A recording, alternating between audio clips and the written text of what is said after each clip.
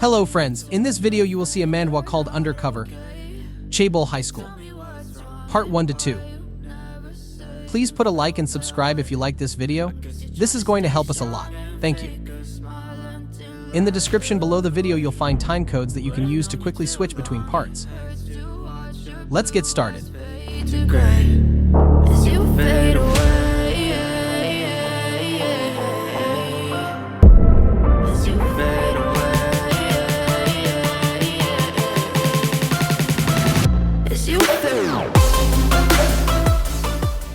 The boss is dead. Chairman Lee, who runs Se-young Group, which is also Korea's largest criminal organization, began to get rid of his own comrades, causing the corporation to collapse. That day, she lost everything. 1 year later, a guy bursts into the room of a girl named Lee Da-kyung and asks her if she's still not getting better. Not hearing anything in response, the guy walks closer to the couch where Da-kyung is lying wrapped in a plaid. He said that the girl should get up anyway, because he had found something interesting for her. The girl said she didn't care about that, and told the guy to disappear from her room.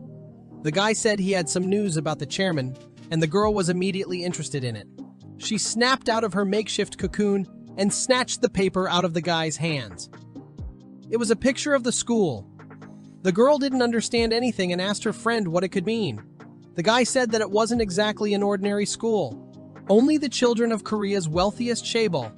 A Chaebol is a large industrial conglomerate run and controlled by a person or family in South Korea. Study there. Roughly speaking, it was a high school for the majors. The guy said that the chairman's son just happens to attend this school, to which the girl was surprised that he even had a son. The guy said that although the chairman always said that there were no direct legal heirs to his place, but in fact, things were different, and the child was just carefully hidden from everyone. The guy continued to reason and said that defeating Chairman Lee by fighting him in the open would be simply impossible, especially for them. Plus, with the infiltration of the campaign, they had already screwed up enough. The girl realized what the guy was getting at and asked if they would really need to infiltrate the school. The guy said that the old man was old and would be retiring soon, so if his son took his place as chairman, he was the one to target. Chairman Lee had taken everything away from them. Now it was their turn. When sending Lee Da-kyung on the mission, her friend said that the only thing they knew about Chairman Lee's heir was that it was a boy. That's all the information available to them, so the girl needs to keep a low profile. She needs to find out everything she can about anyone who is even the slightest bit suspicious and inform the guy. That would be her assignment right now. The girl thought that it's all easy in words, but how will she find the right one here? Because there are a lot of guys here. While the girl was walking and dangling in her thoughts, she didn't notice how she hit some girl's shoulder. Her friend came up to her and asked Ji-young if she was okay and if she was hurt. The girl didn't answer her friend's question and only asked who the girl was. In the classroom, the teacher called the students to silence and told the whole class that there was a new student, and her name was Lee Da-kyung. The teacher advised the other students to make friends with Da-kyung, but the girl herself didn't seem to be thinking about that at the moment. After looking around at her new classmates, she thought that there was nothing unusual and walked over to the empty seat. The teacher had said that there would be no morning assembly today, so the students could just sit quietly until class started. Ji-young, who had been pushed by Da-kyung a few minutes ago, grinned as she looked at the girl and made a note to herself that she was new. Lee Da-kyung, as soon as she sat down, started texting her partner.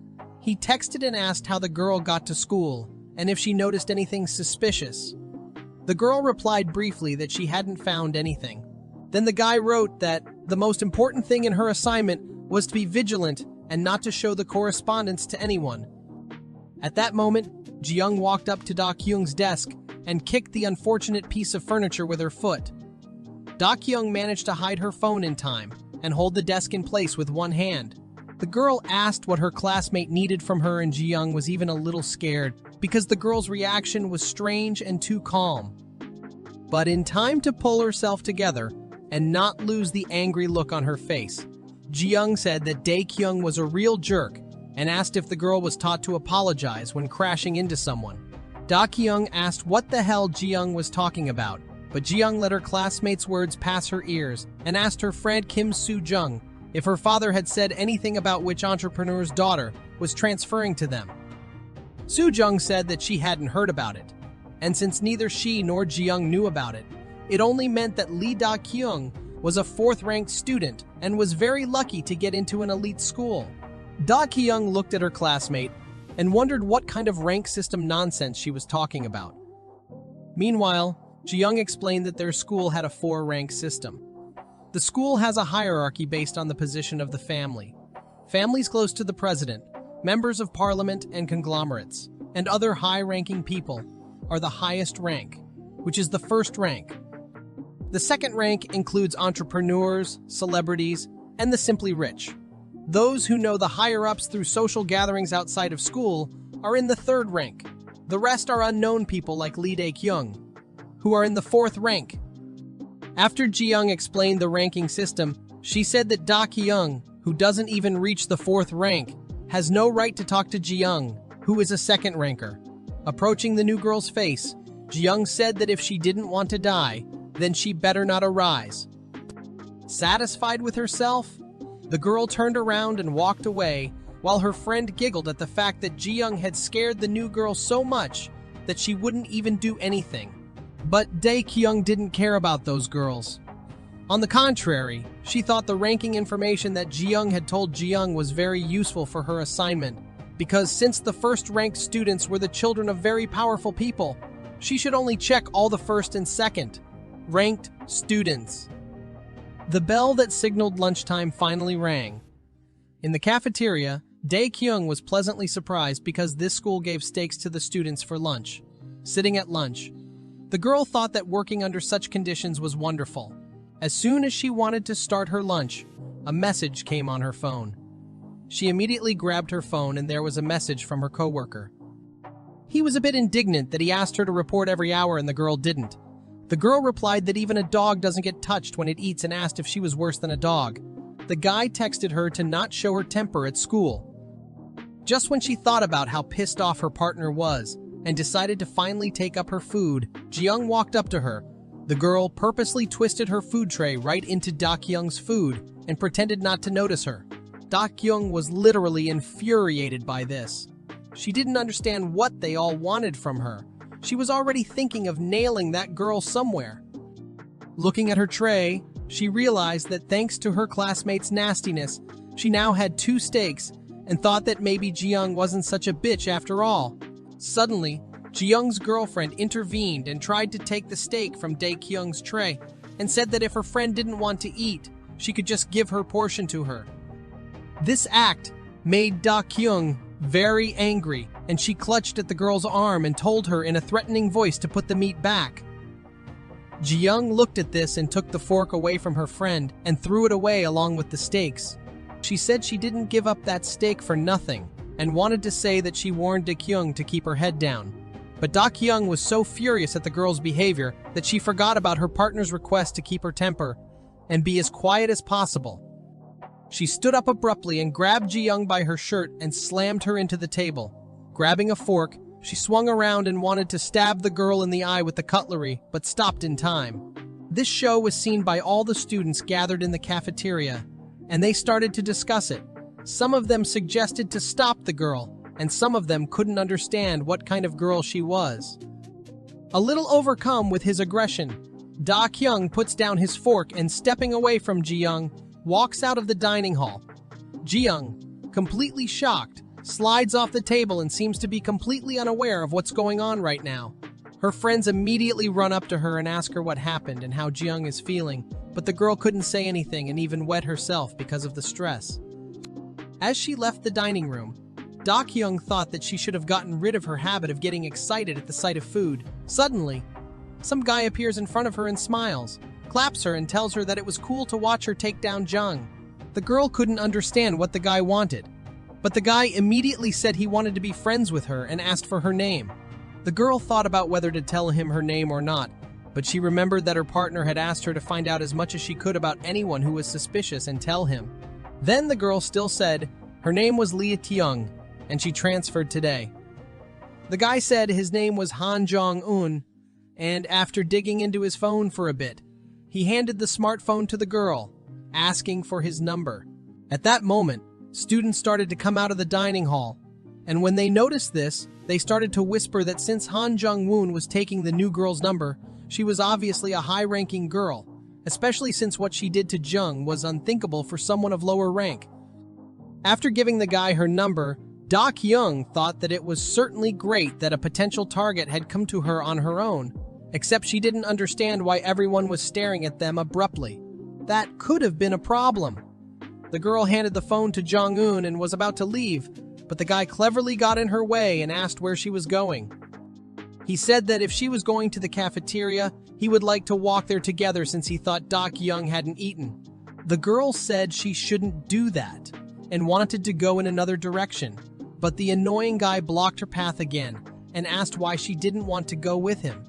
Because there was nothing to do and Da Kyung was obviously hungry. The girl still refused and wanted to go in the other direction, but again the guy blocked her way.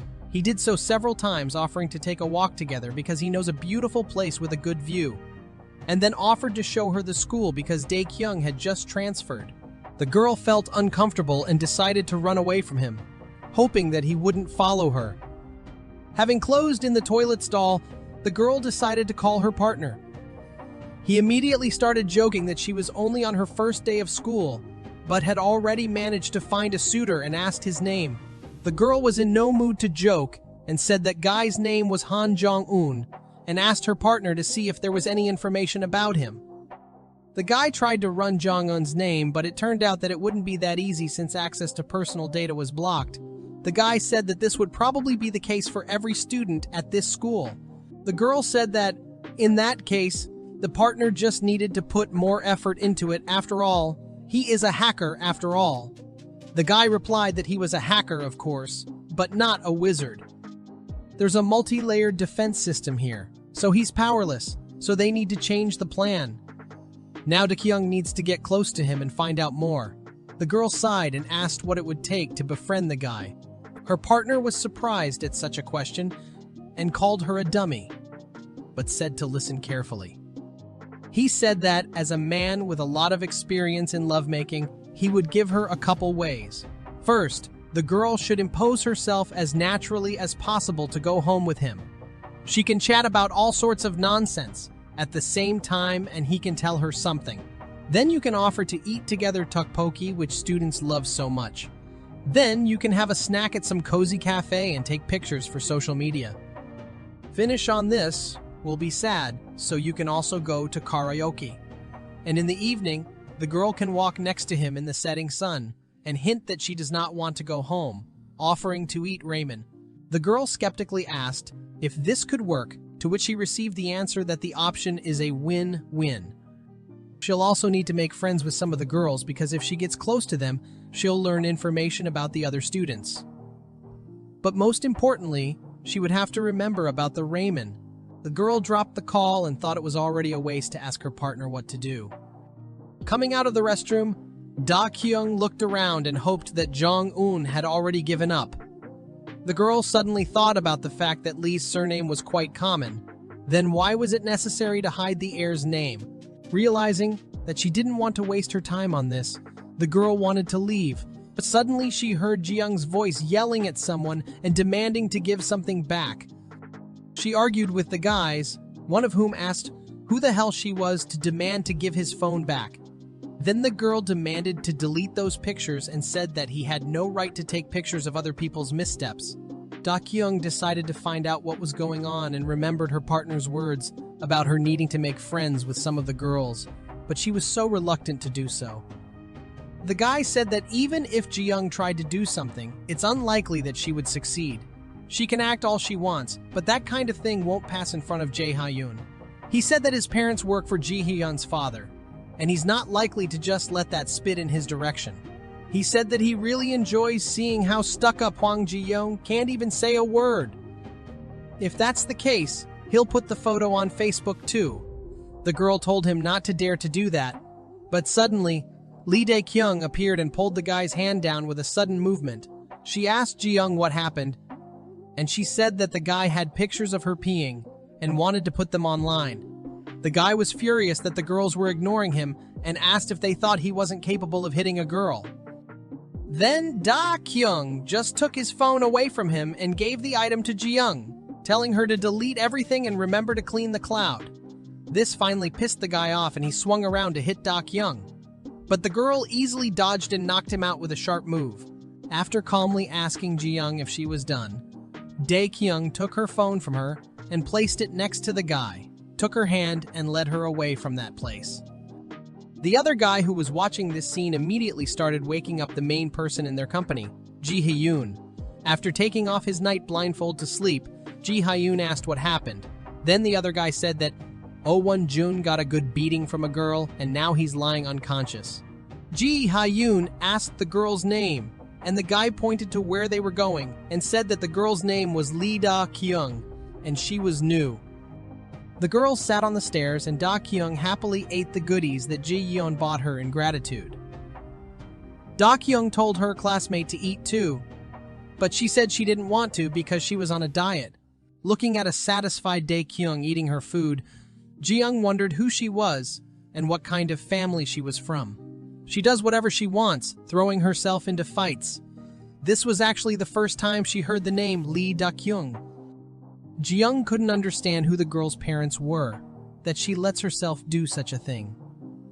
The girl's thoughts were interrupted by Da-kyung, who out of nowhere decided to apologize for crashing into Jung back at the beginning of the day. She said that she was just daydreaming and didn't notice the girl. Ji-young was a little confused and told Da Kyung not to hold a grudge against her for all the antics either, because she was a little over the top. Da Kyung looked at how embarrassed her classmate was and thought that she was just embarrassed to apologize to someone. Suddenly, she decided to ask Ji-young a question and asked if she knew Han Jung-woon. The girl said she knew the guy and asked why Da Kyung was asking that. Da Kyung said she was just curious, but Ji-yeon thought she had a crush on the guy. Da Kyung got a little angry about it, and then the girl apologized just in case, not wanting to be a victim of violence. She said that Han Jong-un is always friendly and smiles at everyone, but sometimes it seems like there's something wrong with him and he's a little intimidating. Da Kyung asked why he's the one who's scary, and then the classmate said that it all happened on the first day after enrollment. At that time, a crowd of high school students came to see the first incoming students. Jung asked if Da Kyung knew the foreign minister, Woo Guang-shik. His son was of the highest rank and older than them, and as luck would have it, Jung-woon ran into him specifically. Nothing was known about the newcomer, so he was immediately assigned to the lower ranks. The minister's son was hurt that someone of the fourth rank dared to talk to him like that. From that day on, Jung-woon's school life became unbearable. It even got violent. Every day, the minister's son harassed Jong-un for no reason, but despite this, Jong-un tolerated it all with a smile on his face. It seemed like he just didn't have a choice, but one day in art class, the elder poured a whole bucket of dirty water on him. That day, the normally smiling guy was very different, looking rather strange. A silence hung in the classroom, and everyone thought that something scary was about to happen. However, he once again just turned a blind eye to everything. The next day, the high school student suddenly disappeared. Da Kyung asked in surprise if he really disappeared.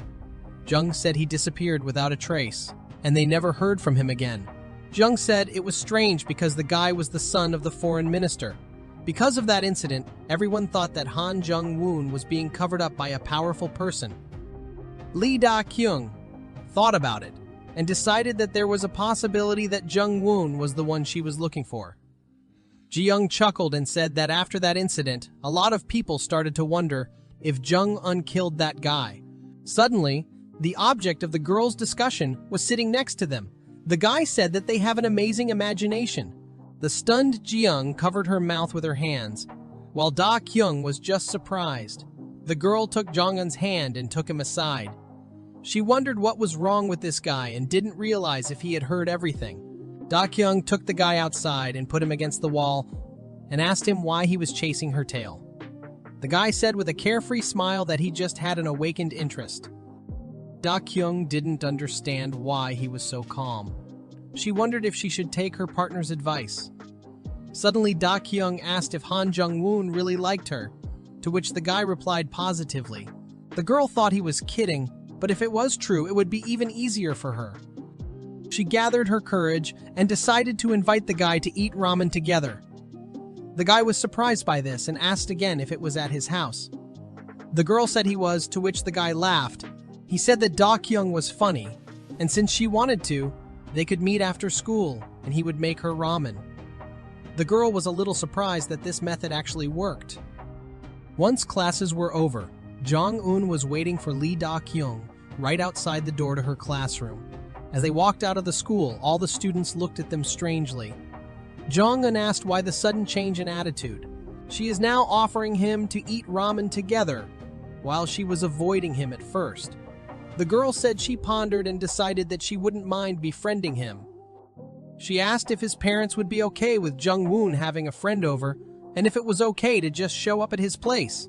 The guy said Da-kyung shouldn't worry about it because he lives alone. The guy asked if everything was okay because Da-kyung was going to the house of a guy she was practically seeing for the first time. The girl asked what the problem was. Jung-woon said that it could be a dangerous venture, right? Da-kyung asked who it could be a dangerous venture for, to which the guy told her to just forget it. When they got to Jong-un's house, the girl noticed that the apartment was a little empty, and there was nothing interesting to see. She was already starting to doubt if she could find out anything. Jong-un offered the girl something to drink. He said he had coffee, water, and aloe juice. The girl said she wanted the aloe juice. The guy poured her juice and said the girl could look around while he made quick work of it. The girl waited until he went into the other room and discreetly inserted the flash drive into the computer on the table and waited for the data to load. While she waited, she wondered if Jong-un was even human or not. Everything in the apartment literally glistened with cleanliness. Surprisingly, the guy's house is pretty modest, especially considering the rumors. Suddenly, the girl noticed a photo album on one of the shelves and looked at the pictures of little Jong-un. The girl noticed that the guy hasn't changed at all, except that he has the same indifferent look in all the photos. But that was nothing compared to the fact that there were no pictures of his family anywhere in the album. Suddenly, Da-kyung called out to the guy, and she immediately put the album back down, asking what the guy wanted. All he wanted to ask was if the girl preferred ramen with or without egg. The girl said it would even be 2, and asked if she could have more juice. The guy said the juice was in the fridge and asked to serve it. As soon as the girl turned around to go to the fridge, she accidentally elbowed the ramen pot and the entire contents spilled out onto Jung-woon. The girl quickly reacted and told him to take off his clothes, to which the guy was surprised but took off his shirt. The girl apologized to Jong-un by throwing ice in the tub where the guy was sitting. Jong-un said it was okay and he wasn't hurt. The girl objected and said that it wasn't nothing because a whole pot of boiling water poured on him. The guy said he was fine and only got a couple drops on him, but the girl told him to shut up. The girl thought she needed to get herself together since she had already made a mess of things on her first day of being at school. Looking over the guy's body, the girl thought he looked skinnier with his clothes on. It looked like exercising wasn't on the top of his list. Comparing that to what she'd learned earlier, he could very well be the one she was looking for. Her musings were interrupted by a guy and said that she was devouring his gaze too greedily and he was embarrassed. The girl blushed and said the guy was talking nonsense. After gathering her courage, she said that in 10 minutes the guy could get out of the tub and change his pants. As soon as the guy got out of the tub, the girl told him to come over and put a bandage on the injured area. She said that everything looks good and the maximum that Jung-woon is in danger of getting is a first-degree burn. However, the affected area isn't small, and it would be better for him to go to the hospital. The girl notices the guy staring at her and asks what the problem is. Jung-woon said he suddenly remembered how Da-kyung finished off Jiyoung, and now she's also professionally administering first aid. She reminded the guy of a spy from an action movie. The girl thought that the guy was very close to the truth and it was time to stop doing nonsense. She asked the guy to sit down. Da-kyung said that from now on she would ask the questions and the guy should answer clearly and to the point. She asked why and since when the guy was living separately. The guy said he just wanted to live alone. He wanted to ask why the interrogations were even happening. But the girl interrupted him and asked if it was because of a strained relationship with his parents, or maybe there were some other reasons. The guy said they aren't that close. Da-kyung said that, since it's personal, then we need to go back a little bit and remember what Hwang Jiyoung said. Guy wanted to ask what she meant, but she asked if it was true without even listening. The guy called the girl by name and asked if she was here to give him an interrogation. The girl seemed to wake up and apologized and said she got a little carried away. The guy said it was fine. It was just that this amount of questions was very unexpected. He said he was surprised that the girl was so interested in him. Now he decided to find out more about the girl and asked where she had come to their school from. The girl answered with pre-prepared phrases that she had transferred from an ordinary school on the outskirts of Seoul. The guy asked about the reason for the transfer, to which the girl said it was because of the movie. Jung-woon said that the girl's parents must have been influential enough for her to transfer to their school. The girl thought that she didn't want to bring up the topic of family. Jung-woon said he noticed that she didn't pay attention to her classmates' attempts to show her superiority. He is sure that her loved ones are good people, and he would like to know more about them.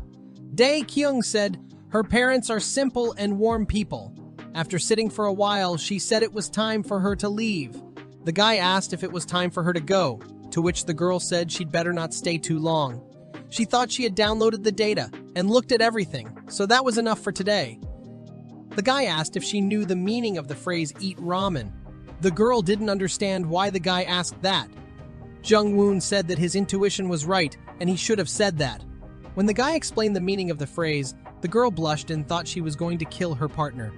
The guy grinned and asked if the girl could stay a little longer, but she said she'd rather go.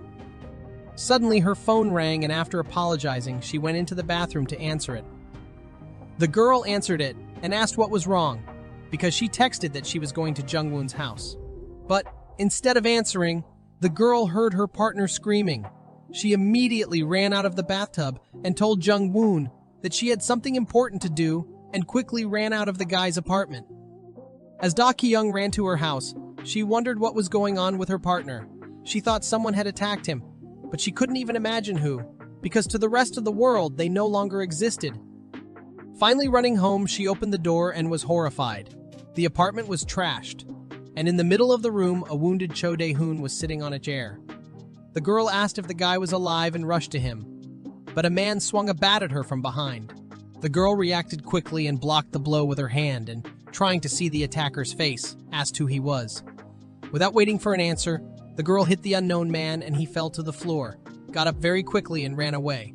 The girl wondered how this man could have found her and Dae-hoon, and if it was Chairman Lee's efforts. Cho Dae-hoon woke up already in the hospital. The first person he saw in front of him was Dae-kyung. The first thing he asked the girl was what had happened to her arm, as she had a big bruise after being hit with the bat. The girl ignored the question and said that the guy didn't need to move since the stitches had just been done recently. Da-kyung asked what really happened to the guy and how he managed to lose to one person. Dae-hoon said he didn't know how it happened. His last memory was of the stranger going through his computer, apparently collecting the data they had, but it wasn't clear to the guy why they would leave him alive in such a case. It also wasn't clear why he was working alone. The girl said that there was no need to think about it now. Without the right information, it was useless to fill one's head with theories.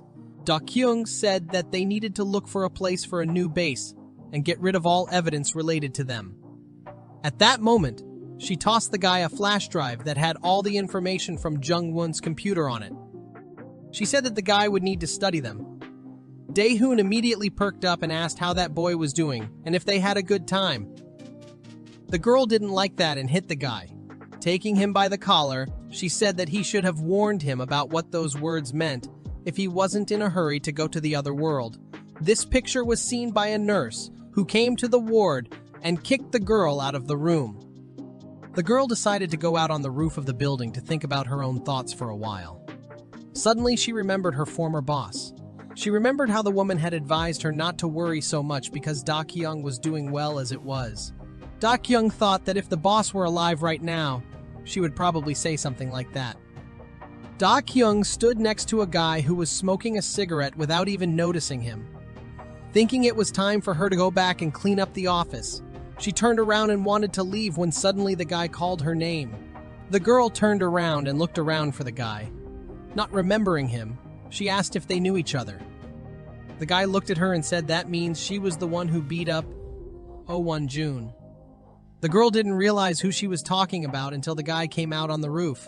When he noticed Da-kyung, he got angry and rushed towards her and swung to hit her. But his fist was intercepted by the guy with the cigarette. June said that the girl was just lucky that Jae-han was here, and if she catches June's eye one more time, she's finished. June quickly returned to the hospital building. Da-kyung asked why Jae-kyung needed to stop June. The guy replied that he was sick of seeing how some people think they're above others just because of their parents' status. As for Dae-kyung, she shouldn't be conceited because she can fight. He advised the girl to keep her head down and sit quietly for a while, happy that everything had turned out okay this time. The girl abruptly turned to the guy and took the cigarette from him and threw it away. She thanked the guy for the advice and asked him to remind her what his name was. The guy was amazed at how the girl was able to steal his cigarette without him even noticing it. He said his name was Lee Jae-hyun. The girl thought that, because of Lee's last name, he might also be the one she and Tae-hoon were looking for. Turning around to leave, the girl said that the guy would smoke when he got older, since he was still in high school. When the door behind Da-kyung slammed shut, the guy thought it just sounded like a lecture from an adult. The next day at school, Da-kyung was just sleeping on her desk after such an eventful night. Suddenly, someone called out to the girl. Reluctantly rising from her makeshift sleeping place, the girl asked who was bothering her and saw Jung-woon in front of her. He was smiling and asked if the girl had gotten home okay yesterday. The girl didn't understand what the guy was asking. Then he asked if Dae-kyung hadn't read his messages. The girl didn't even remember if the guy had texted her. When she wanted to pull out her phone to check that, Jong-un grabbed her hand and pulled on it a little. The girl yelped and asked what he was doing and what he wanted from her. Rolling up the sleeve of his shirt, the guy's gaze revealed a huge bruise on the girl's forearm, sealed with a band-aid. Looking at the bruise, he asked who dared to do that. The girl didn't understand what the guy wanted, and then he asked who dared to do that to Da-kyung.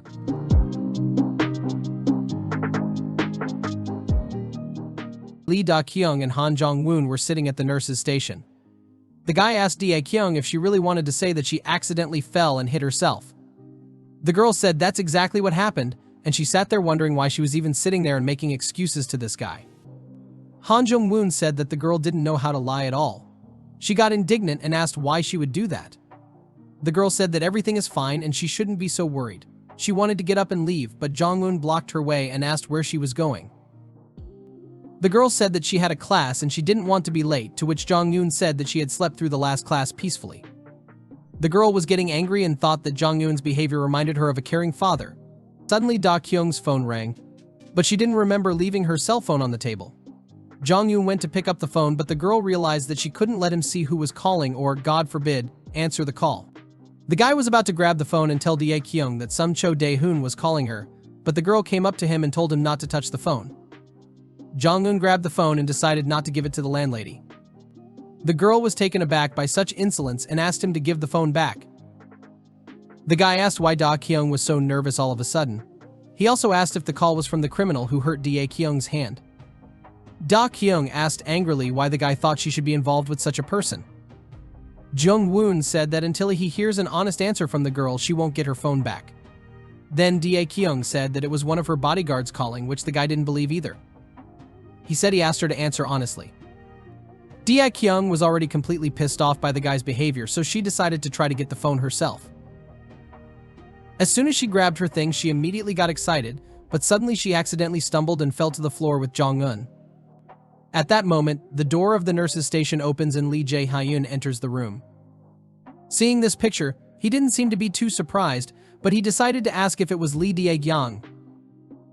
Jung-woon asked if the two knew each other, to which the girl got her cell phone back and said that they met yesterday. Jae-hyun said he's not in the habit of touching other people's stuff, but this is really starting to get on his nerves.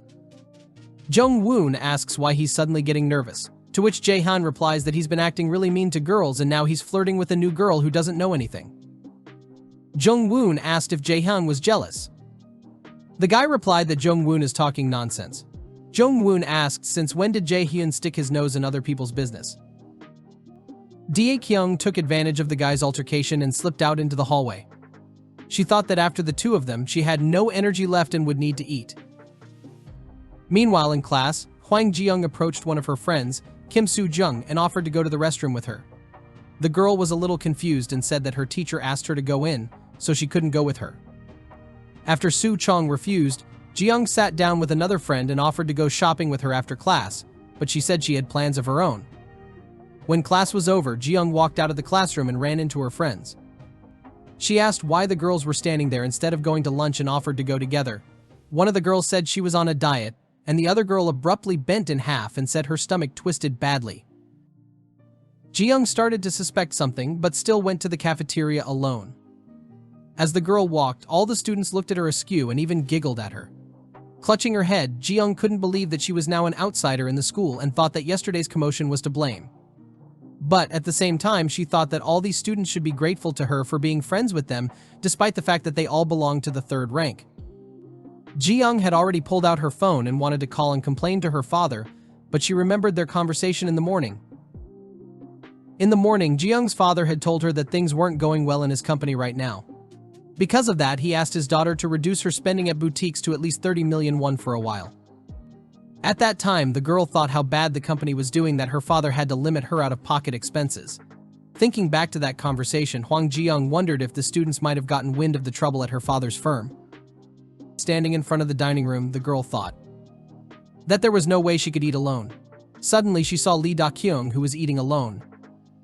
Ji-young thought that this girl beat up Oh-won Jun yesterday, and today she's sitting quietly eating lunch like nothing happened. Based on that, Ji-young thought that Dae-kyung was definitely not below the second rank. Without thinking long, Ji-young took the tray of food and sat down next to Lee Da-kyung. Dae-kyung was surprised at this turn of events and asked what Ji-young needed and where her friends were. Ji-young irritably said that she didn't even want to know them anymore. The girl said that her father's company is in trouble right now and yesterday's incident has added fuel to the fire and now Ji-young is being shunned by everyone. The girl said that since Dae-kyung was the reason for the incident, she should take care of Ji-young now. When Dae-kyung refused, the girl started crying and to somehow stop it, Dae-kyung had to agree after all. While eating her food, Ji-young complained and said how can she call those girls her friends after what happened, and how can she do such a thing? Dae-kyung looked at her classmate and thought how can she cry and eat at the same time. Suddenly, Ji-young suggested that the girl go shopping together after school. Dae-kyung thought that if she said no, Ji-young would start crying again, but she decided to give it a try and said that she already had plans for the evening. Ji-young asked how Da-kyung could do that when she agreed to take on the responsibility. Dae-kyung was already thinking about hitting the annoying girl. Suddenly, Ji-young said that it's already decided and she and Dae-kyung are going out after school.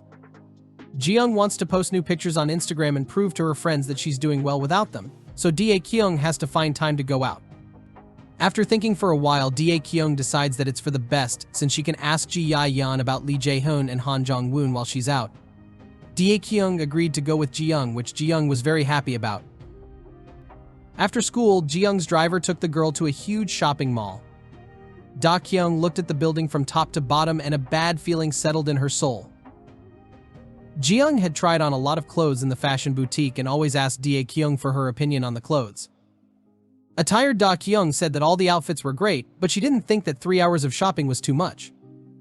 Ji-young asked if her classmate was already tired, and she seemed so strong. Suddenly, Ji-young looked at her friend and immediately sent her to the fitting room. When Dae-kyung came out of the fitting room, Ji-young gasped at how chic the girl looked in that outfit. Standing on her heels, an already tired Dae-kyung suggested going home already. Ji-young told the female salesperson that the girls would go straight in this outfit. She just smiled and said it would be 9,765,000 won and asked if it would be cash or card. Dae-kyung was shocked and wanted to stop Ji-young from paying, but she had already paid. She said it would be a memorable gift for her friend, modest, but she hoped Da-kyung would like it. Dae-kyung looked at the girl and wondered if she really thought it was a modest gift. After shopping, the girls went out for dinner.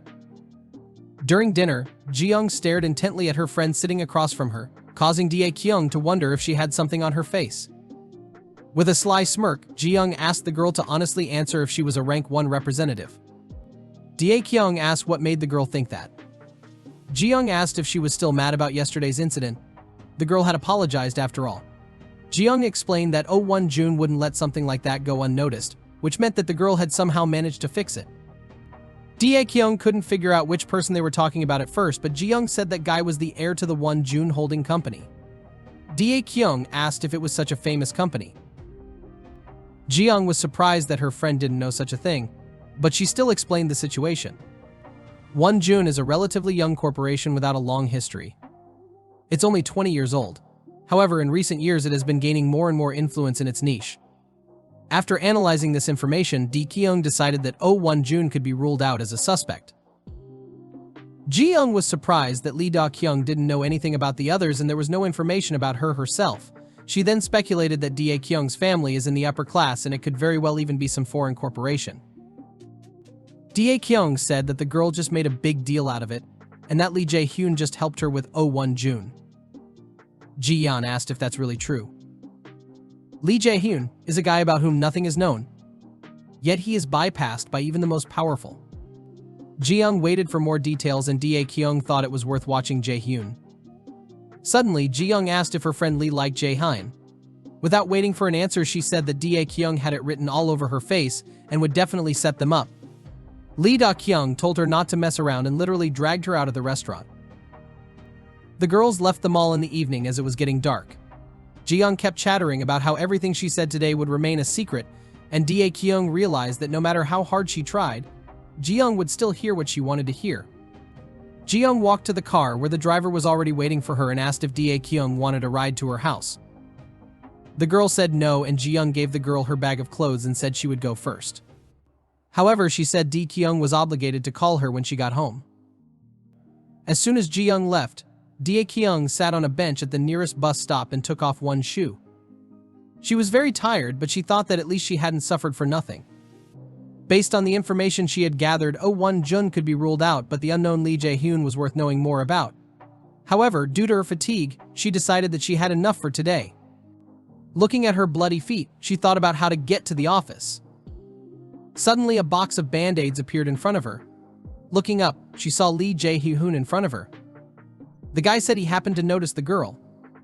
Lee Jae-hyun handed Dae-kyung the band-aids and said that he happened to notice the girl. Da-kyung took the band-aids and taped up her injured legs. The girl thought that it turns out Lee Jae-hyun isn't so stale. As soon as she wanted to give the guy the band-aids and thank him for his help, Jae-hyun wasn't there. The girl caught up to the guy and still tried to give him the band-aids and told him that she would owe him. Jae-hyun told her that she could keep the band-aids since he didn't need them. The girl said she wouldn't do that and asked him to stop. The girl stood in front of Jae-hyun and said that she was very grateful. She asked if the guy would let her buy him coffee as a thank you. Dae-kyung tried to make it cute to get Jae-hyun to be as comfortable with her as Han Jong-woon was. She thought that it only went away because Jong-yoon was with his cockroaches, but it wouldn't go away with normal people. After a couple seconds of silence, Jae-hyun still agreed and said he wanted to check something out. He asked if Dae-kyung wanted to go to the coffee shop, right? The girl agreed, and then the guy told the girl to follow him. Da-kyung was a little surprised, but at the same time she felt good that she had succeeded at something.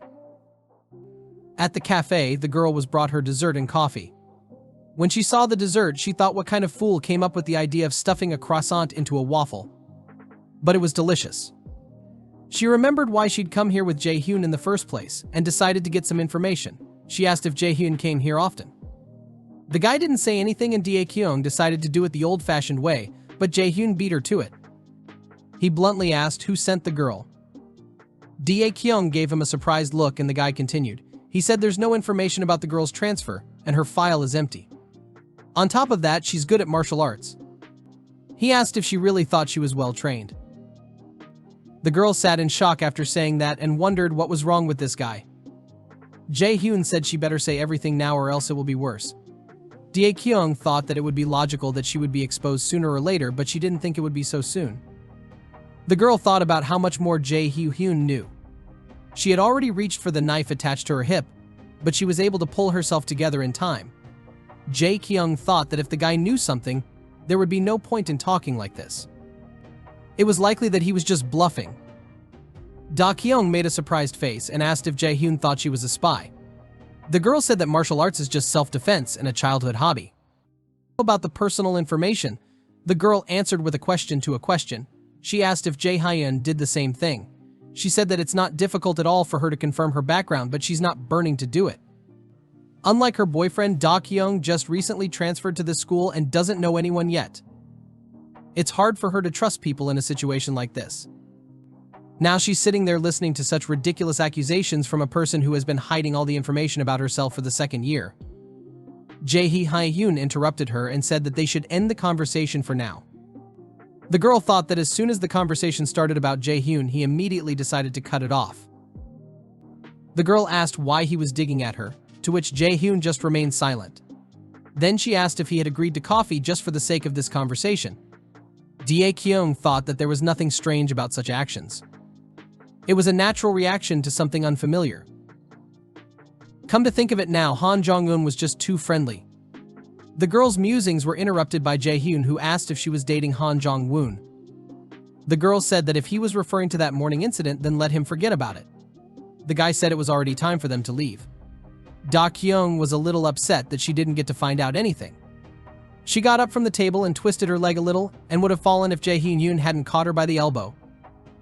The guy told her to hold on to him. Walking out of the cafe, Dae-kyung held on to Lee Jae-hyun's hand. The girl thought that she was so nervous that she couldn't give it up. She also thought that she was already pissed off with these shoes and maybe she should fast barefoot. Suddenly, the girl abruptly turned around and started looking out into the street. Jae-hyun asked what was wrong. The girl replied that it was nothing. She asked if the guy didn't have security. Instead of answering, he asked the girl why she herself didn't have security. The girl said she didn't need it. Jae-hyun said he doesn't take security for the same reason. Suddenly, a car pulls up next to them. A man looks out of the open window. Jo Dae-hoon looks out. He asks if Dae-kyung and Lee Jae-hyun are on a date and asks how they went out. Dae-hoon thought he almost went to the other side of the world, and Dae-kyung calls him at the hospital and asks him to pick her up from her boyfriend. Dae-hoon told MS Dae-kyung to take a seat in the car, to which the girl asked him to shut up. The girl said goodbye to Jae-hyun and got into the car. As soon as Dae-kyung got into the car, Dae-hoon asked where the girl got those clothes from. The girl, instead of answering, said that it would be better if the guy was looking at the road. Dae-hoon said that Han Jong-woon was a handsome guy, but Dae-kyung corrected him and said it was Lee Jae-hyun. The guy asked who it was, but Dae-kyung said he'd tell it later, but for now he needed to slowly drive forward. Dae-hoon asked why. The girl said someone is watching. The guy asked if Dae-kyung was being watched, to which the girl said she didn't know. Dae-hoon assumed it was Lee Jae-hyun's security, but after all, he doesn't take it.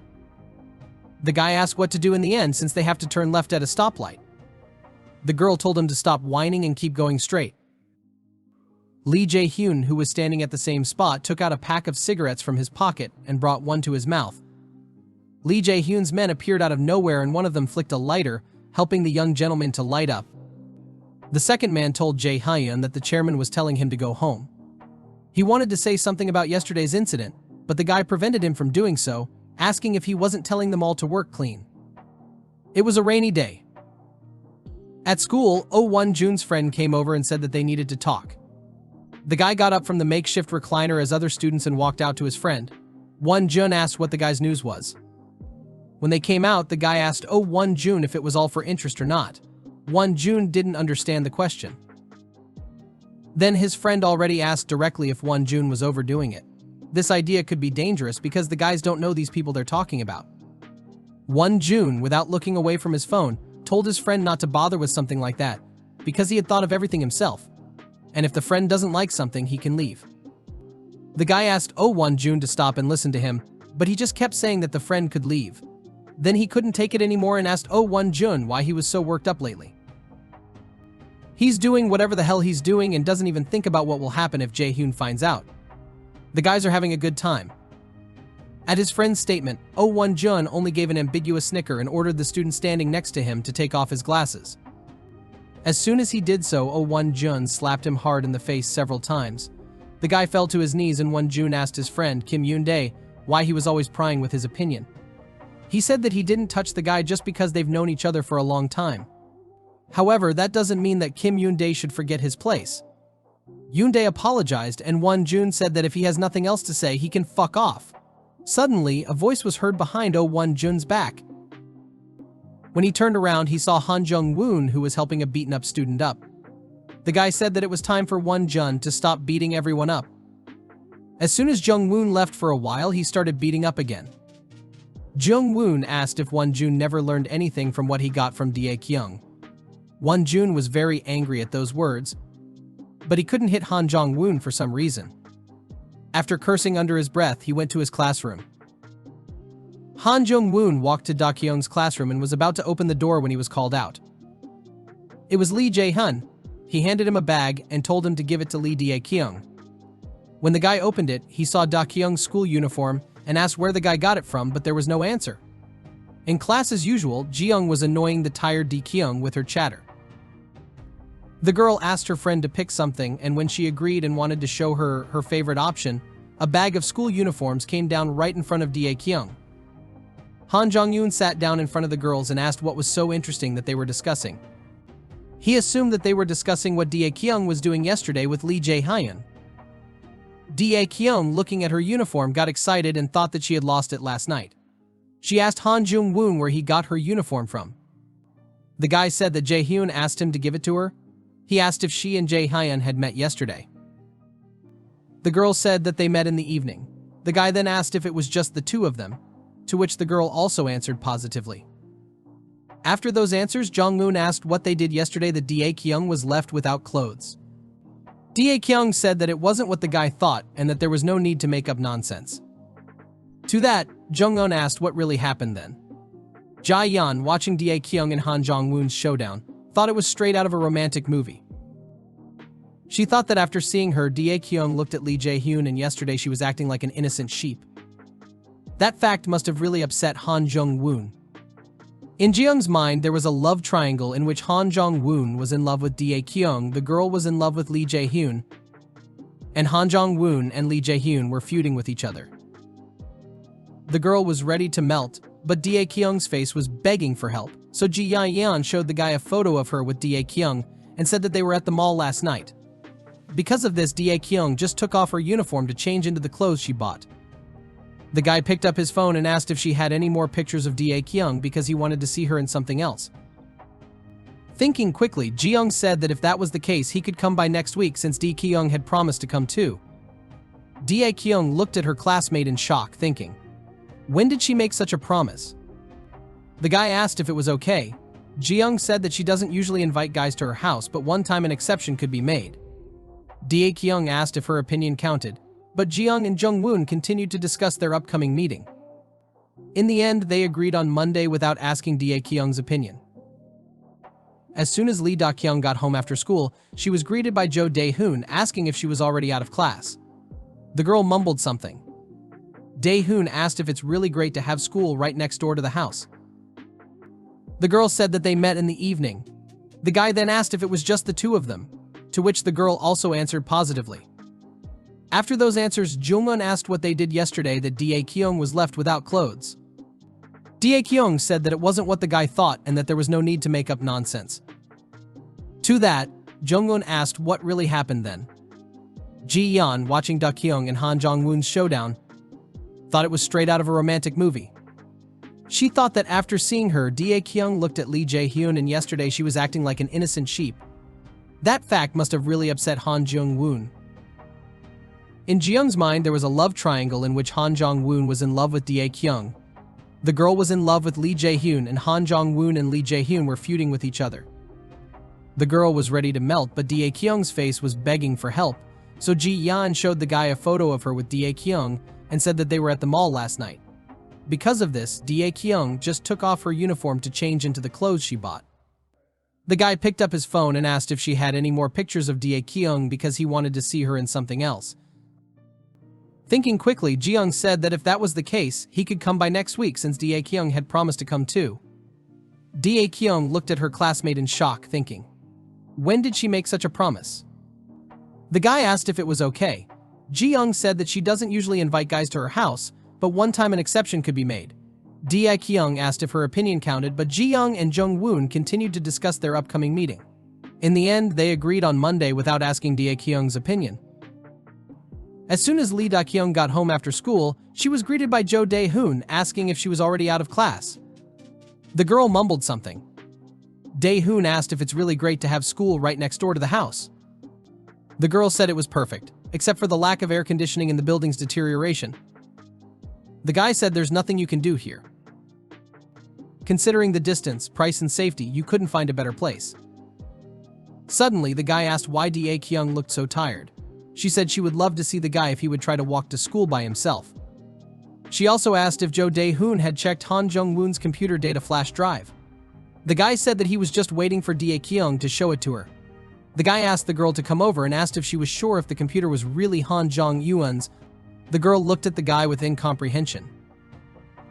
Dae-hoon said that the data is completely empty, he doesn't even play games. The girl asked if there was nothing at all. The guy said he could only find one photo. It showed a man lying in a hospital room cradling a small child. Dae-hoon assumed it was one of Han Jung-woon's parents, and Dae-kyung looked at the photo and asked if men were giving birth now. Dae-hoon chalked it up to overwork at school, and said that the man with the baby in his arms was just being treated at the hospital. The guy said it looked like the illness was serious because the man had passed away 18 years ago. Dae-kyung asked if Dae-hoon was sure that Jong-wook's father had passed away. The guy said that if you look at the information in the database, from the last name to the entries in the various registries, there's nothing at all in common that could link the man in the picture and Han Jong-wook. Dae-kyung said that it's pointless to dig for Han Jong-wook. It's possible that even that name is just a cover. Considering how little information is available about him, he's definitely not an ordinary high school student. Dae-kyung stands in the middle of a room full of corpses and wipes the blood off herself. Suddenly, her cell phone rings. The girl answered it, and someone on the other side was very happy to hear the girl and asked if the boss had contacted her. The two said she hadn't. Then her interlocutor said that Chairman Lee had probably gotten to her. The interlocutor said that he had everyone killed too. He asked the girl to run away from here. He said to go as far away as possible and that she should not even think of coming back. Suddenly the connection goes dead. A mechanical voice in the receiver says the caller is unavailable. You can leave a voice message. The girl immediately took off from her seat and, clutching the phone in her hands, ran somewhere. The more often she heard the same words from the phone, the more despair came over her. She threw the phone against the ground and fell to her knees and screamed. She wondered why things had turned out this way. But then she realized that she was just back in that myrtle where she had no family or home. Suddenly she heard someone's voice calling her. It was getting closer and closer. The girl opened her eyes abruptly and saw Cho Tae-hoon in front of her, who was screaming at the top of his lungs to wake the girl up. Apparently not fully awake and obeying her reflexes, the girl hit Cho Dae-hoon. Jumping up from the bed, the girl said that the guy scared her. Looking at the time, the girl asked why it was already 10 o'clock and the guy didn't wake her up. Dae-hoon said she was sleeping very soundly. The girl ran to the bathroom, yelling to Dae-hoon not to go in there. After Dae-kyung went to take a shower, she and Dae-hoon had a small meeting. The girl said that as of today, they know that there are 372 students in the school. Of those, 34 of the students are guys. 16 lads can be ruled out at once, as they have nothing to do with the chairman. That leaves another 18 guys who are still underreported. Considering the hierarchy between the students, the person they need would most likely belong to the first two ranks. If they excluded the extra of their 18 suspects, only 4 remained. Dae-hoon asked if it was possible that the chairman's son was intentionally lowering his rank. Da-kyung said it was unlikely. The guy asked why she thought that.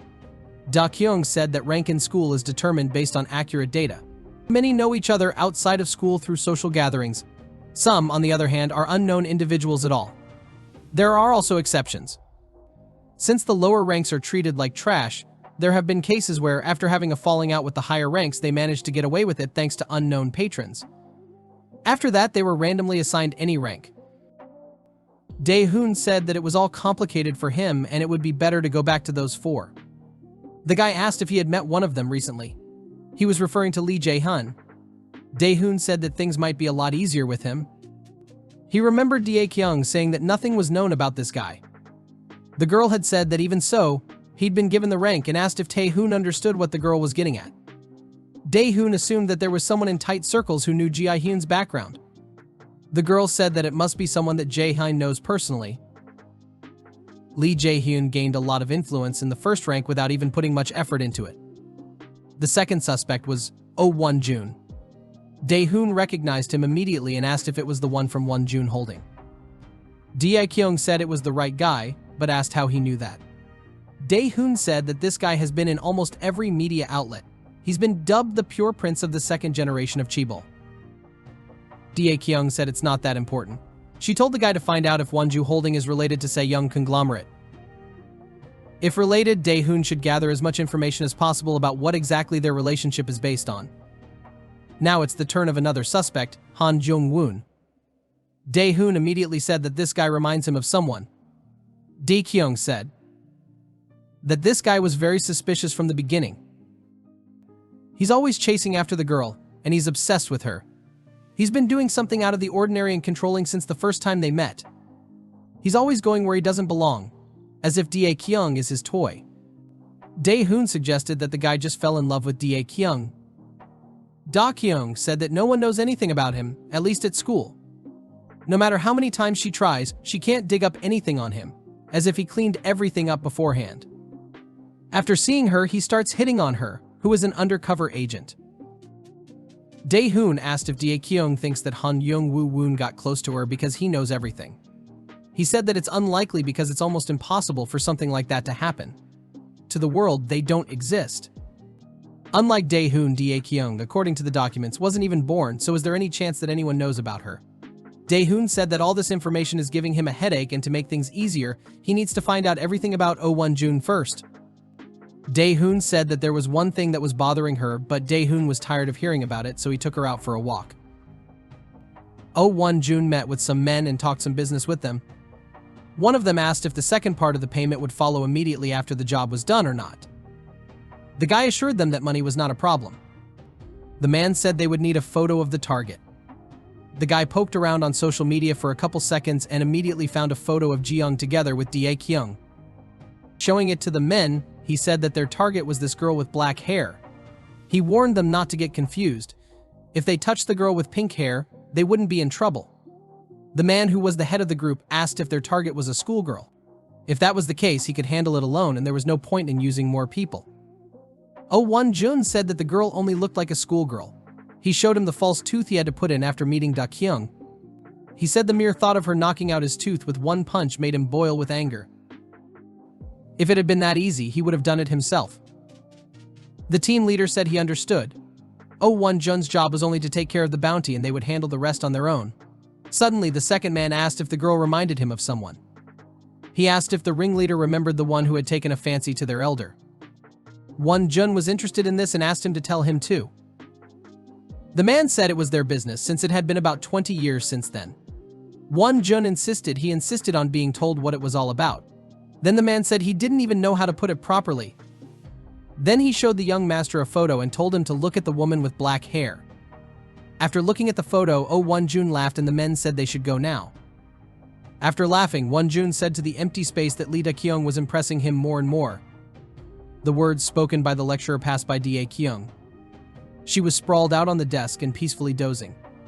When she opened her eyes, she saw Jong-eun's face in front of her. Surprised by his presence, Dae-kyung immediately sat up straight. Ji-young stretched, complaining to herself that math was the last lesson.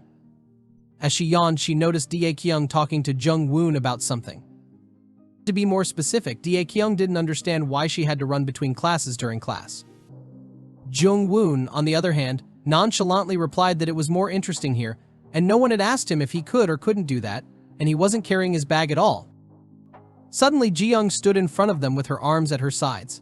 She noticed that the two were once again stuck to each other, but if they wanted to continue, they'd better move somewhere with fewer witnesses. To that end, the girl had hustled and was now dragging them to the exit of the classroom. The three of them walked down the hallway. Jong-un asked what the girls had been doing over the weekend. Dae-kyung only hummed, though she had actually spent the weekend studying the students, including Jong-woon. Ji-young, on the other hand, asked the guy why he started attending school daily after Dae-kyung transferred. Jong-un chuckled, evasively answering that he was skipping classes for personal reasons rather than purposefully. Dae-kyung fell behind her acquaintances, citing the need to call home.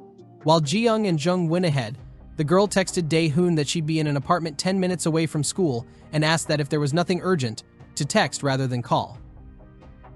Won-jun walked by, hitting her shoulder roughly. Dae-kyung's smartphone fell out of her hands with the screen down. The girl gritted her teeth in anger and picked up the phone. A spider web of cracks spread across the screen, hinting at the need for repair.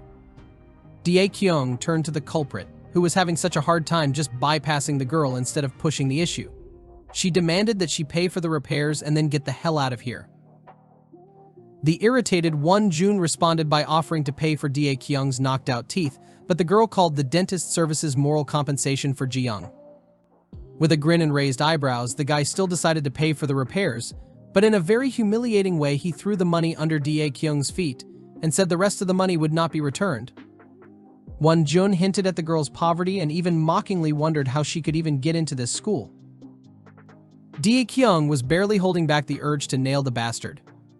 However, she'd recently horrified Dae-hoon by threatening Ji-young with a fork on her first day and pummeling Won-jun.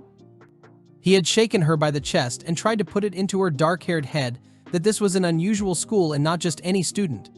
Kyung wasn't supposed to attract attention there at all, especially not like this. Dae-hoon had forbidden the girl to get involved in anything. So now Dae-kyung turned around and walked away, saying that the money would be enough for the repairs. Suddenly, Won-jun noticed Dae-kyung's striking resemblance to her mother. The girl froze, but Jung-woon stopped her from doing anything rash. Dae-kyung rubbed her neck, exhaled, and obediently walked with her boyfriend outside. In the car, Ji-young was not surprised to hear that Won-jun had picked on her again, because he was always bullying those below him. And Dae-kyung also had a fight with him. Jung-woon didn't know anything about the fight because he didn't care about Won-jun. Dae-kyung frowned. Did this guy really didn't care about anyone but her? When Jung-woon asked Dae-kyung why Dae-kyung fought with Won-jun, she told him about the embarrassment with Ji-young like nothing happened. Ji-young, blushing in embarrassment, reminded her who caused it all to happen. However, she didn't do anything about it since she thought Dae-kyung was a primal princess. After all, the girl is still fine, though anyone who pestered Won-jun felt sorry regardless of rank. It wasn't that the guy was powerful, he just had a lousy temper. He was always making others feel bad and forcing them to give up. That's why no one dared to mess with him. Dae-kyung asked if it was because of the SA-young conglomerate. Ji-young hissed as she was wary of talking about such topics, and Jung-eun smirked. Ji-young led them to her private suite. They started to choose food from the delivery, but in the end they never came to a decision. In the process, Ji-young got a FaceTime call from her dad and she hurriedly pushed her guests into the closet since she wasn't allowed to bring guys home. Why push Dae-kyung in there as well, the girl didn't explain. And while Ji-young was explaining herself to her father and assuring him that she didn't bring any boy into the house, Dae-kyung had to cuddle up to Jung-woon's chest. Dae-kyung tried to push Jung-woon away from her as far as possible, but the clothes hangers behind her were being held back, and they flew down with a clatter because of Dae-kyung's another attempt to free up her personal space. Ji-young's father immediately became agitated when he heard the commotion in his daughter's room. She tried to change the subject to avoid uncomfortable questions, but the man was sure he heard rumbling coming from the closet. Ji-young ended up showing her father the dressing room to make sure no one was there. Dae-kyung, still forced to snuggle up to Jung-woon, didn't understand why she had to hide. But suddenly, the thought of capitalizing on the investigation with the help of Ji-young's father crossed her mind. To do so, she called out loudly to the girl. Ji-young became nervous. Her father attacked again with suspicions that she had started dating Won-jun or someone similar and was now hiding him. This did not please the man at all. Ji-young ended up also showing the closet where the guests were hiding, but which was now as if there was no one in it. At least on top of it. On the bottom were Jung-woon and Dae-kyung, whom the guy was covering his mouth with. This helped Ji-young get away from her guardian father's suspicions, and citing the need to go to the restroom, she ended the FaceTime call. Jung-eun finally let Dae-kyung go and she fell out of the closet. Ji-young apologized for her father, who was overprotective at times. Dae-kyung, however, clearly didn't accept the apology and threw a hanger at the girl. She was about to leave and only the offer of food stopped her. Now the three of them were eating. Dae-kyung planned to go home right after she ate. Jong-un offered to walk her out. Ji-young, blushing, watched their interaction with interest. But Dae-kyung declined, calling the offer as creepy because she didn't know if the guy would hit on her or if there would be any problems from being around him. Jung-woon was clearly puzzled by this abrupt refusal. Ji-young silently squealed at the exciting action unfolding in front of her. The school had never had so much fun before. Still, Jung-woon had insisted since he was worried about Won-jun's attacks towards Dae-kyung. The girl didn't think it was a problem since she could deal with an army of people like Won-jun if she needed to. Ji-young and Jung-woon concluded that Dae-kyung reminded them of a gang leader at times. The girl was instantly covered in sweat from such a frivolous assumption. She didn't understand how they all came to such conclusions. Ji-young didn't pay much attention to Dae-kyung's reaction and wondered what the bandits were wrapping the knives around for. Dae-kyung and Jung-woon together explained that it was so that the hand wouldn't slip to avoid leaving imprints and so that the blow wouldn't be fatal. Ji-young was surprised that they knew such details, but the guy shrugged it off, calling it logical conclusions that could just be reached. Ji-young took it personally, thinking that Jong-un didn't even hold her for a living being that was capable of understanding, but for some kind of plankton.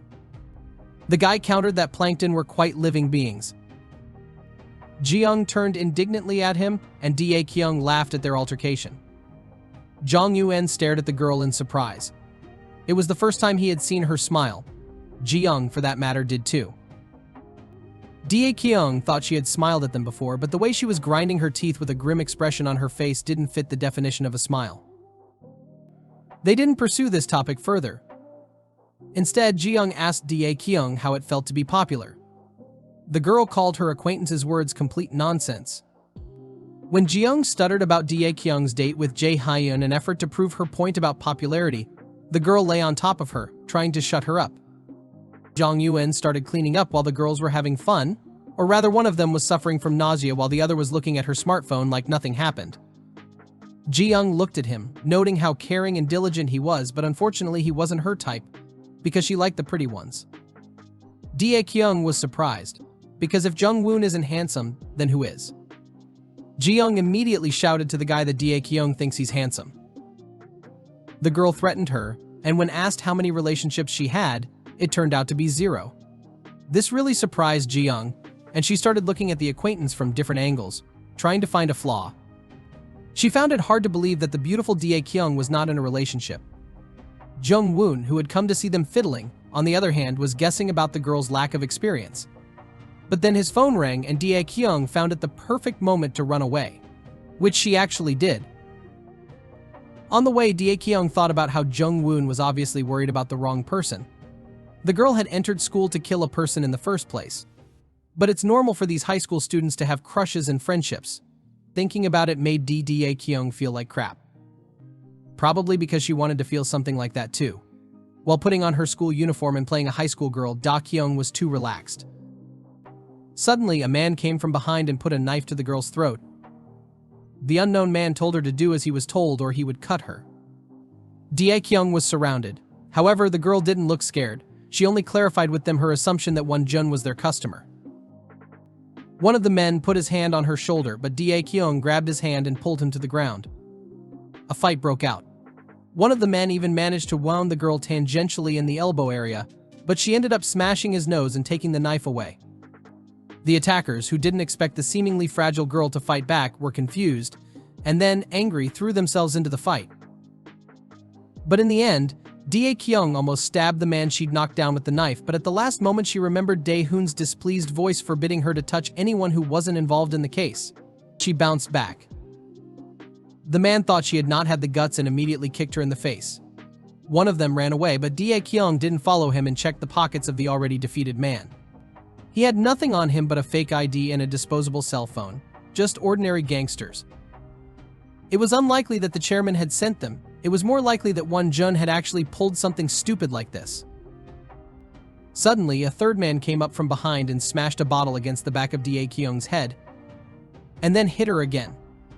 The unknown man, cursing at the useless thugs, hoisted the girl's body on his shoulder and carried her away. Jong-un returned to the room and noticed Dae-kyung's absence. Ji-young explained that the acquaintance had left about 10 minutes ago. She tried to assure the guy that he shouldn't worry too much about someone like Dae-kyung, but Jong-un left anyway, calling the girl incessantly. However, she didn't answer. As he passed by an alleyway, he inadvertently heard a battered man talking on the phone. Jong Yoon snatched the smartphone away from him when he heard the name of the place, an abandoned factory in the mountains. The man squawked at such an antics, but the guy only aloofly asked if he was from Yanbian, because of all the places Wonjun could have hired them from. That was the most likely. Jong Yoon then stood up and crouched down near the pool of blood. When asked who he was, the guy said that he knew the likes of this thug's trash well, including their threats and what they were most afraid of. Jong Yoon also gave the gang leader's name, Chan. This finally threw the gangster off balance. However, Jong Yoon did not answer the repeated questions about his identity, but demanded to know exactly where the factory was, where Da Kyung was taken to. Da Kyung was splashed with water. She came to her senses and a smirking Wonjun was sitting in front of her.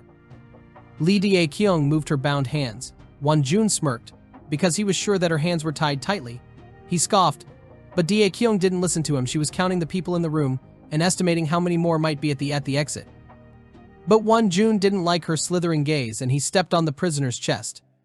Instead of dutifully keeping quiet and listening to the stream of filth pouring down on her, Da Kyung asked what her captor planned to do next. She felt like crap physically, but she didn't show it. Wonjun thoughtfully voiced the idea of having a little fun with Da Kyung, to which she called him trash. She wasn't intimidated by the veiled threats and hints of a beating. She only laughed at them, doubting the guy's capabilities. However, Wonjun didn't need to get his hands dirty, because he could always delegate it to other people. This was what the guy considered his main advantage and strength. Using violence seemed ineffective to him, for in this way one could only dominate on the street, and afterwards stand under the likes of Wonjun. Da Kyung was even more convinced that the guy was trash because he himself was also on Jae Hyun's back, a loyal dog. The funny thing was that Jae Hyun seemed to despise the likes of Wonjun. Da Kyung's words made Jae Hyun laugh. According to him, Jae Hyun just needed him. But Wonjun didn't intend to talk about it further. Instead, he took out a photo he found from his pocket and talked about the girl's mother. Da Kyung was sure that no information, especially from those times, had been preserved. However, there was a woman quite similar to Da Kyung in the photo, but an interesting detail was hiding in the background. There was a little girl. From the content of the photo, it was clear that Da Kyung's mother was most likely a prostitute. At least that's what Wonjun had concluded. He was now thinking the same thing about Da Kyung, suggesting that the girl might have had a special connection with the principal for the sake of studying at their school. He began to hint that he could tell all about it, and if this information got to the influential people, it would not only lead to expulsion from school, but also to much bigger problems in life. Da Kyung, not listening, cut him off. She advised him to try telling him. The boy asked how she got such confidence in her abilities. Looking straight into her captor's eyes, the girl answered, simply because Wonjun is going to die today, and the information won't get any further than this room. Wonjun, confident in his impunity, made a fatal mistake. He came closer. Da Kyung kicked him in the face and he paid for it. The boy screamed in pain, ending up on all fours. Da Kyung called them idiots, because they should have tied her up completely, not just her hands. Enraged by his captive's antics, Wonjun grabbed the bat, determined to leave her legless. Dae-hoon wondered where Da Kyung had gone. He was indecisive. On the one hand, he was asked not to call. On the other hand, he was thinking of taking a chance. In the end, Dae-hoon looked at the girl's geolocation, but she suddenly lost her signal. The bandits sorted out the phone. Wonjun put down the bloody bat. The girl sat with her head hanging limply on her chest as if she had lost consciousness. Wonjun cursed and threw the bat away. One of the bandits crouched down beside Da Kyung, intending to check if she was alive at all. However, he was suddenly grabbed by the neck with a firm grip so that he couldn't even breathe. From the back, it looked as if he was just sitting there, for the slight shivering went unnoticed by the others. When his comrade leaned toward the man, about to touch his shoulder, Da Kyung threw him off. The girl stood up, gripping her head with her freed hand. She looked at Wonjun and ordered him to stay where he was. Da Kyung planned to kill last. Wonjun didn't understand how Da Kyung was able to get out. However, everything pointed to the fact that she had pissed off her captor on purpose to divert attention away from his hands and free herself. The guy ordered to capture the girl or even kill her if necessary. The bandits rushed towards Da Kyung. The girl grabbed a pickaxe and smashed the head of the nearest attacker. Won-jun, horrified by the bloody picture, clamped his hand over his mouth. His handmaidens meanwhile grabbed Da-kyung from the back, but she was still able to throw the man's carcass off of her. Won-jun was falling deeper and deeper into the abyss of despair. His men were falling one by one. He even started to dial the emergency number, but he was stopped by the leader of the bandits. If Won-jun called the cops, he would have to admit to the kidnapping, but the guy thought that this case could be hushed up and now it was more important to survive. The bandit offered to kill the girl, but he demanded to pay a considerable sum of money for the cleaning and the wake of his guys. Won-jun hesitated. He wasn't sure if he should go as far as murder. Nevertheless, one crossed glance with Da-kyung, insane in her rage, was enough for him to put any thoughts of morality out of his head. The bandit grinned and stepped back into the shadows. Da-kyung, meanwhile, counted the dead and moved toward Won-jun, who was left alone. Blood dripped from the pickaxe. The boy, who was on the verge of fear, shook and screamed. Da-kyung raised the pickaxe, but a man flew up from behind and stabbed her in the side. The girl had miscalculated. There were 6 bandits. The man felled her to the floor. The girl's frantic gaze, searching for a way to survive, caught on the chain. She frantically snatched it up and wrapped it around the bandit's neck. The tightening of the metal chain made the man blush and released the knife from his weakened fingers. Da-kyung crawled out from under the bulky body and pulled off her top sweater. Tearing it into shreds, she tightly bandaged the knife wound. She got to her feet again, retrieving her pickaxe. Won-jun, who had reached the point of hysteria, called her a monster while crying. He immediately tried to negotiate, offered 100 million for his life, or 1 billion or 10, 20, even 50, just to survive. The boy shrank back, whimpering pleas for mercy. Da-kyung decided to take advantage of Won-jun's willingness to do anything and asked him a question about the heir to the SA Young conglomerate, Chairman Lee's son, or rather who he was. Under Da-kyung Won-jun's intense and creepy gaze, he almost called out a name, but suddenly a boot rattled the door and it swung open. An armed police squad flew in. Da-kyung was immediately ordered to drop his weapon, and Won-jun breathed out a sigh of relief, realizing that he was saved. The police hesitated, as the victim seemed to be a girl, not the other way around. Behind the backs of the men stood an astonished Jong-un. They met Da-kyung's gaze, and the exhausted girl collapsed unconscious on the floor. The first aid medics found Da-kyung bleeding internally. Dae-hoon made his way over to her, trying to bring the girl to her senses. The paramedics tried to pull the guy away so that he wouldn't interfere with their care, but Dae-hoon persisted. The only thing that sobered him up was the statement that if he got in the way, the victim would really die. In the next instant, the police started leading the bystanders away from the scene. However, they were stopped by Jung-woon, who called Dae-hoon a relative of Da-kyung. Won-jun, on the other hand, was led outside in handcuffs. The guy struggled under the hands of the men, claimed that he was not a murderer but rather a victim, and tried to press his influence. But no effect could be produced in the end, for Jong-un came to them with an arrest warrant. Da-kyung was loaded into an ambulance on a gurney. Dae-hoon was about to go to the hospital with them, but before he did, Jung-woon stopped him and handed him a smartphone that he thought might belong to Da-kyung. But Dae-hoon assumed that the girl's phone had been dumped in a nearby river, and it was probably Won-jun's thing. But the guy didn't refuse, and after thanking him, he hurriedly followed the medics to the car. Da-kyung deliriously saw herself clutching the chairman's throat, hoping to kill him. She longed for him to die in agony like her people. To die in agony, bleeding to death. But the chairman only grinned, calling her naive. Killing only him wouldn't change anything, and the nightmare Da-kyung was living in wouldn't end. Someone else was standing behind her back and was already pointing a weapon at her. At this point, Da-kyung opened her eyes. At her bedside were Dae-hoon and Jeong, who immediately burst into tears of joy and rushed over to her. She hugged Da-kyung so tightly that it was hard for her to even breathe.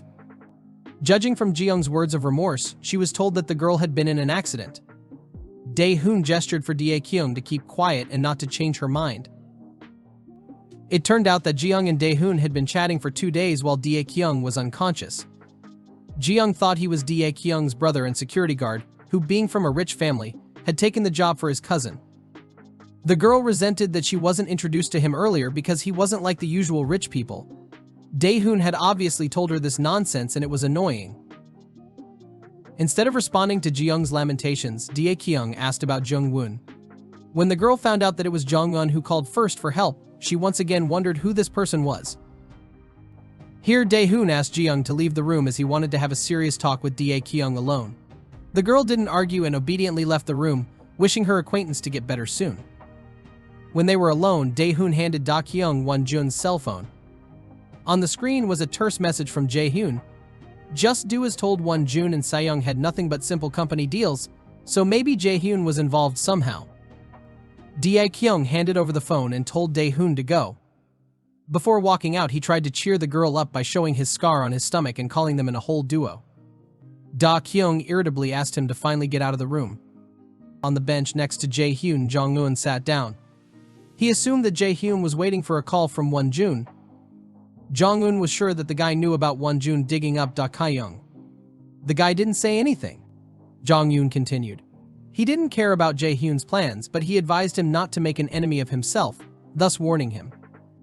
Dae-kyung walked down the corridor of the school, holding onto the wall. There was still some time left before her discharge, but she had escaped from the hospital early because it was forbidden to exercise there, and the attending doctor had even threatened to perform surgery without anesthesia if she continued to break her activity regimen. Now the girl felt disgusted. A short student came running up from behind, addressing the girl as Mrs. Dae-kyung. He introduced himself as Kim Min-jae from the second class of the third group. He was alarmed that Won-jun hadn't shown up since the girl had gone to the hospital, and the thought popped into his bright head that Dae-kyung had gotten rid of the older man. And if that was the case, the guy considered her his savior. Dae-kyung, without thinking, dropped that Won-jun himself had helped and she never had time to touch him. Min-jae deduced from her words that she really ran into Won-jun, not an accident. The guy asked Dae-kyung to let him become her slave and do whatever she wanted. Dae-kyung froze in amazement and then took off, hoping to get away from yet another fucked up man in her life. She made her way to the nurse's station, feeling a sense of déjà vu. Jong-un was after her too.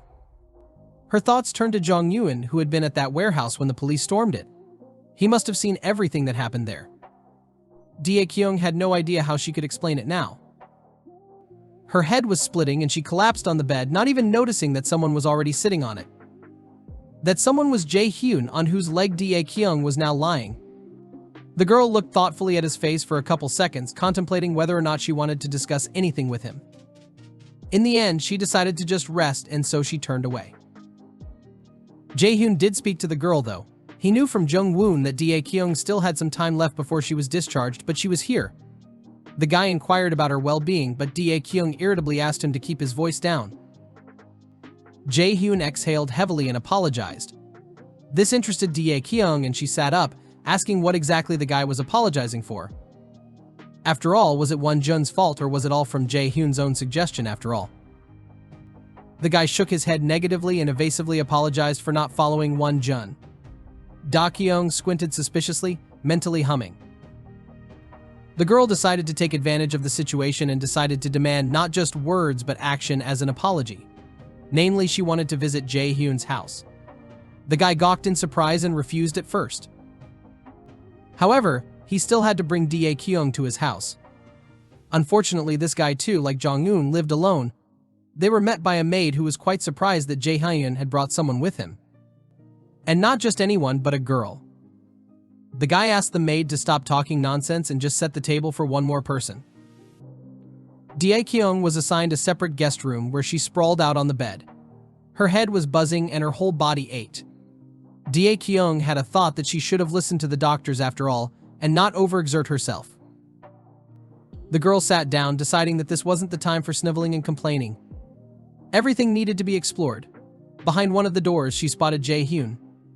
Da-kyung hurriedly apologized and was about to leave, but her legs gave out, so the guy barely had time to grab her by the elbow. They slid down to the floor together. Jae-hoon touched Da-kyung's overly hot forehead with the palm of his hand. The guy had advised her to take an antipyretic before the meal, but the food was more important to her. Jae-hyun irritably remarked that Dae-kyung was always stubborn. Suddenly, the girl noticed something strange and grabbed Jae-hyun's arm and looked at his elbow, which was covered with bruises from multiple injections. Dae-kyung asked Jae-hoon what those marks on the place of the elbow bend were. However, the guy didn't answer, but only hurriedly pushed his guest out the door, citing that he needed to change his clothes. This reaction was somehow too abrupt. Dae-kyung speculated that it might have been drug marks. There was a rumor that Se-young was involved in distributing illegal substances, but the girl didn't know whether it was best to find evidence of Jae-hyun's involvement with Se-young or to end things right away. Fortunately, the bloodthirsty thoughts were interrupted by the maid's voice calling for dinner. Dae-kyung forgot about everything and gorged herself on the food, which was delicious. Meanwhile, the maid was happy that the girl was able to make friends with the cold Jae-hyun. The woman didn't believe the objection that they weren't close at all. She found them to be a beautiful couple and had gone so far as to talk about getting married. Dae-kyung, admittedly, even hesitated. Perhaps if she could eat food like this every day, then getting married to Jae-hyun didn't seem like such a terrible idea either. Carelessly, Dae-kyung expressed it out loud as well, saying that the words about getting married sounded good. Jae-hyun choked up, looking at the guest with embarrassment. The maid rejoiced, and the guy asked them to stop acting like that. He turned the topic to the competition. The thing was that every student had to participate in at least one competition. Personally, Jae-hyun participated in the shootout. Dae-kyung immediately thought that the weapons being used were real. Jae-hyun got up to show off the competition gun. Their school was pretty specific, it even had equestrian sports. And when the guy took out the gun in the shadows, it was impossible to see it in great detail. But Dae-kyung had already drawn an image of a real gun. The same one that the stranger in her delirium was aiming at her. When Jae-hyun held out the gun to her, the girl snatched it reflexively. Instead of a real gun, it was a toy gun with a rubber ball inside as a projectile. Jae-hyun offered Dae-kyung to try out the gun, and she happily shot him with the ball right in the temple. The girl noted that the power of the gun was not bad, but the projectile was too soft. According to the maid, the gun was made by Min Jae, the same one who had accosted Dae-kyung in the hallway. His family traded guns overseas. The woman reported Min Jae's excellent mind and ability to come up with amazing ideas, so he could be useful to Dae-kyung. The maid left to get fruit, leaving the schoolchildren alone. Da-kyung returned to the topic of the injection marks on Jae-hyun's arm. The boy was in no hurry to answer, and the guest assumed that he thought it was unfair to share the information for nothing. So Dae-kyung decided to share his secret, the fact that if you strain your ears, they'll perk up. Jae-hyun snorted at that. However, he still evasively replied that the injection marks were due to illness. Dae-kyung took note and decided to try to hack into the hospital records later. Jae-hyun didn't take his gaze off of her. Eventually, he asked why Dae-kyung's pupils were dilated. The girl chalked it up to overwork since she'd recently gotten a beating because of someone. The maid came back with fruit. She wanted to attend the competition because outsiders were allowed to take the spectator seats, but Jae-hyun was against it. In the meantime, the woman took a knife and began to peel an apple. Dae-kyung, who was watching, abruptly remembered how the thug had stabbed her in the side. She felt nauseous. She jumped to her feet, knocking over a chair in the process, and fell to her knees, covering her mouth with her hand. Jae-hyun rushed to her, in passing ordering a car to be called to take the girl to the hospital. However, Dae-kyung was horrified by the idea, because there was a doctor there performing surgeries without anesthesia. Dae-kyung woke up at 3 in the morning. She didn't immediately realize where she was, and so, we look forward to your comments about this story. To not miss new videos, please subscribe to notifications. Thanks for watching.